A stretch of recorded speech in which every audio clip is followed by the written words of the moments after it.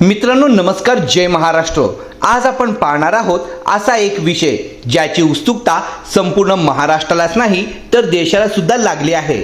मित्रांनो, शरद पवार हे गप्प असले म्हणजे ते कधी गप्प बसणारे नाहीत। त्यांचा काहीतरी मोठा डाव नक्कीच असतो। तर दुसरीकडे सुनेत्रा पवार यांनी एक ट्विट केलं आहे।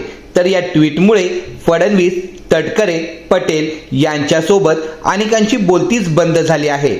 एकंदरीत म्हणावे लागेल की जे स्वप्न पटेल तटकरेंनी पाहिलं होतं ते म्हणजे राष्ट्रवादी काँग्रेस ताब्यात घ्यायचं, ते संपूर्ण स्वप्नच सुनेत्रा वहिनींनी एका ट्विटनी या स्वप्नाची राख रांगोळी केली। तर दुसरीकडे वहिनींच्या एका ट्विटमुळे देवेंद्र फडणवीस खोटारडे आहेत हे पुन्हा एकदा सिद्ध झालं आहे।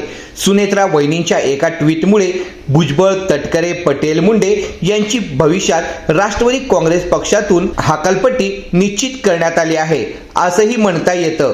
वहिनींनी आपल्या एका ट्विटमध्ये किती पक्षी मारले चला तर जाणून घेऊयात या सविस्तर बातमीपत्रात। त्या अगोदर मित्रांनो, आपण जर का आपल्या आवाज महाराष्ट्राचा न्यूज चॅनलवर नवीन असाल तर आत्ताच आपल्या न्यूज चॅनलला सबस्क्राईब करा, लाईक करा, व्हिडिओ आवडला असेल तर जास्तीत जास्त शेअर करा व शेजारच्या बेल आयकॉनला क्लिक करा।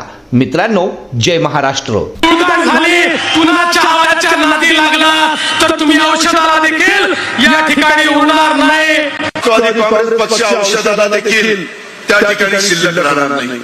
अरे बेट्या, तुझी काय अवकात आहे?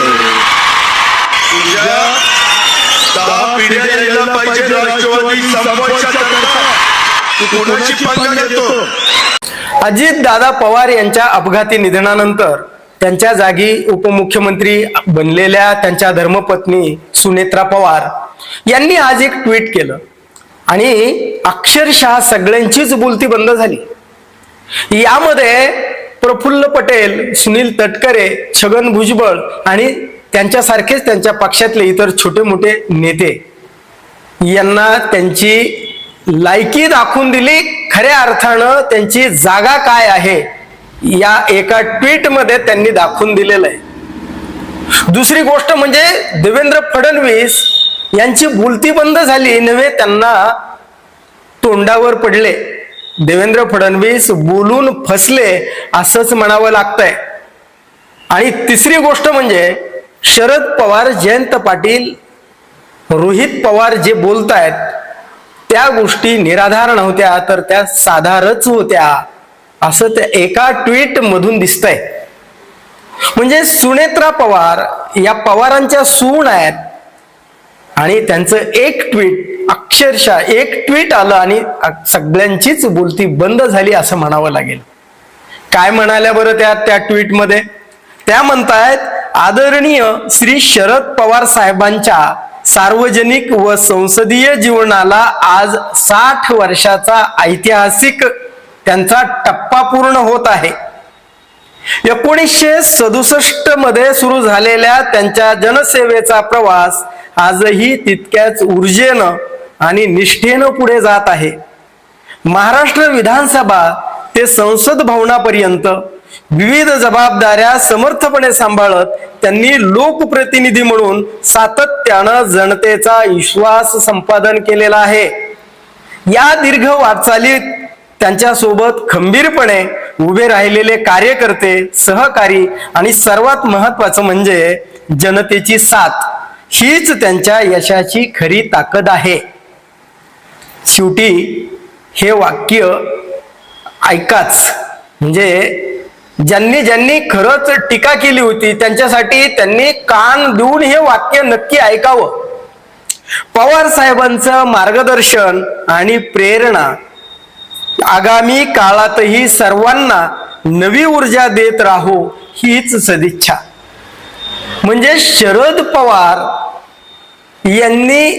यांच्या संदर्भात त्यांच्या ज्या बैठका किंवा त्यांच्या ज्या बोलणी, कौटुंबिक चर्चा ज्या झाल्या त्या खरोखर त्या ऐक्याच्याच होत्या आणि त्या निराधार अजिबात नव्हत्या।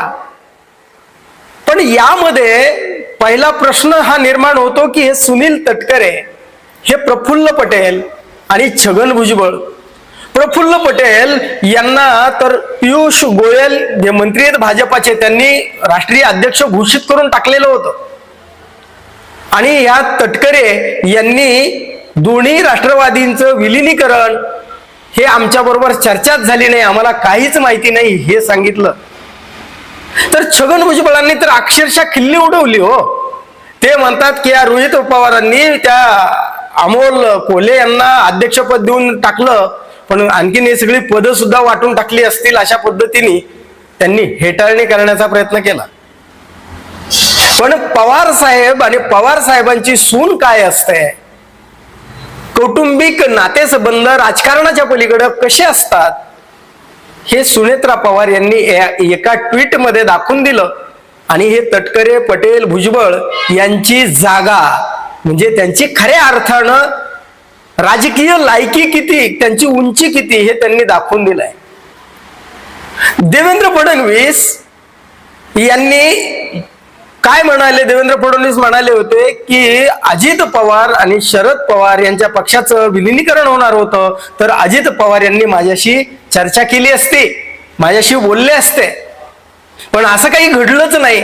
म्हणजे हे देवेंद्र फडणवीस सुद्धा शरद पवार यांना खोटं ठरवत होते.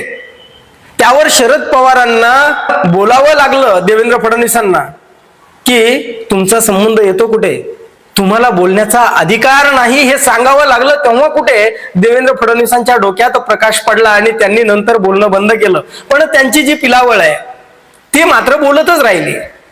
म्हणजे तिसरी गोष्ट म्हणजे की शरद पवार यांनी सांगितलं होतं की अजितदादांची ही इच्छा होती, यांनी सांगितलं की हे ठरलं होतं आणि 12 तारखेला याची घोषणा सुद्धा होणार होती.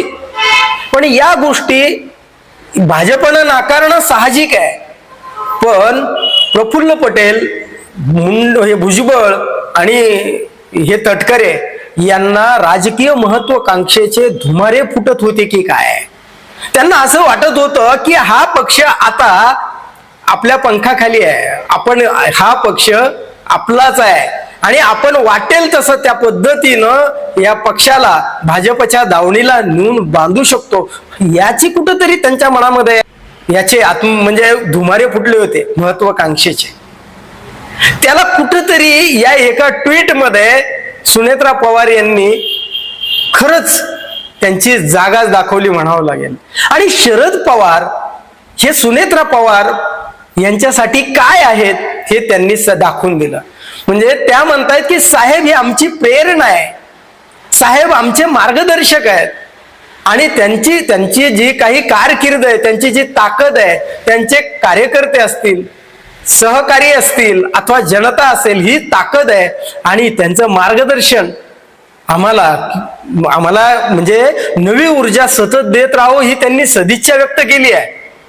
म्हणजे एका ट्विटमध्ये त्यांनी सौ सुनार की एक लोहार की, म्हणजे सुनेत्रा पवार या बोलल्या नाही, राजकीय भाष्य त्यांनी केलं नाही, पण त्यांनी एक ट्विट केलं आणि एका ट्विटमध्ये शरद पवार हे त्यांच्यासाठी काय आहेत हे दाखवून दिलं. देवेंद्र फडणवीस तुम्ही खोटारडे खोटं बोलत आहात जे त्यांनी त्या एका ट्विट मधनं अप्रत्यक्षरित्या सांगितलं, म्हणजे त्यांना तोंडावर पाडलं. आणि तिसरं म्हणजे हे पटेल, तटकरे आणि भुजबळ यांना सुद्धा त्यांची जागा सुनेत्रा पवार यांनी दाखवून दिली आहे. म्हणजे सुनेत्रा पवार या खरोखर पवारांच्याच सुनबाई आहेत आणि पवार त्यांच्यासाठी काय आहेत हे एका ट्विटनं दाखवून दिलंय. याविषयी तुम्हाला काय वाटतं? म्हणजे खरोखर एका दगडात 3 पक्षी कशाला मारणं म्हणतात, तसं सुनेत्रा पवार यांनी एका दगडामध्ये 3 पक्षी मारले आहेत का, याविषयी आपलं काय मत आहे कमेंट करून जरूर सांगा.